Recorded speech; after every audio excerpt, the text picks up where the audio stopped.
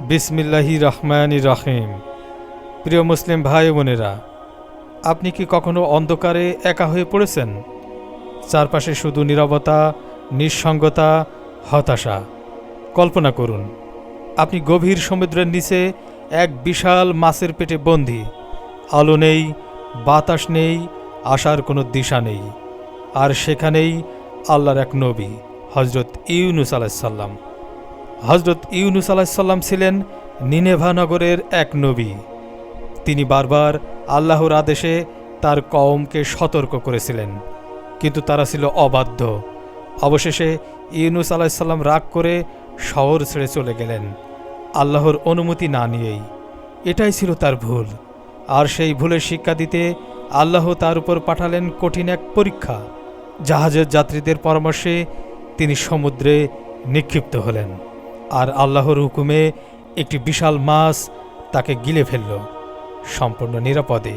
কিন্তু তিনি চলে গেলেন মাছের পেটে এক অন্ধকার জগতে।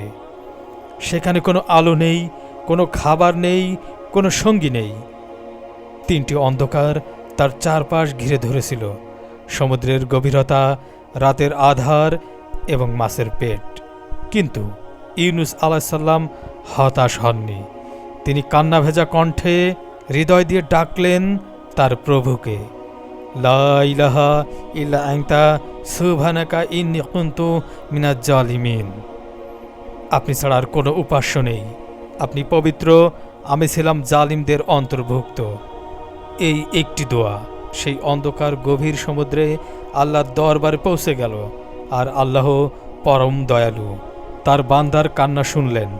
40 দিন পর মাছ ইউনুস আলাইসাল্লামকে উপকূলে এনে ফেলে দিল। তিনি তখন দুর্বল, কিন্তু ঈমানে শক্ত। তিনি তখন একাকী, কিন্তু আল্লাহর রহমতে ঘেরা। আল্লাহ তাকে নতুন করে জীবন দিলেন, তাকে ক্ষমা করলেন এবং আবার নবুয়তের দায়িত্ব দিলেন। প্রিয় ভাই বোনেরা, আমাদের জীবনেও অনেক সময় আমরা বন্দী হয়ে পড়ি, কষ্টে, হতাশায়, অন্ধকারে। কিন্তু যদি আমরা সত্যিকারের তওবা করি, যদি ইউনুস আলাইসাল্লামের মতো দোয়া করি, তবে আল্লাহ আমাদেরও সেই অন্ধকার থেকে আলোর পথে নিয়ে যাবেন। তার দয়া অসীম, তার ক্ষমা অফুরন্ত। শর্ত একটাই, ফিরে আসুন তার দিকে। আপনি কি কখনোই এই দোয়া পড়েছেন জীবনের কঠিন সময়ে? কমেন্টে লিখুন সুবহানাল্লাহ যদি এই কাহিনী আপনাকে স্পর্শ করে। যদি আপনি আরও চান এমন হৃদয় ছোঁয়া কাহিনী, তাহলে সাবস্ক্রাইব করুন আমাদের চ্যানেল। আসসালামু আলাইকুম ওয়া রাহমাতুল্লাহ।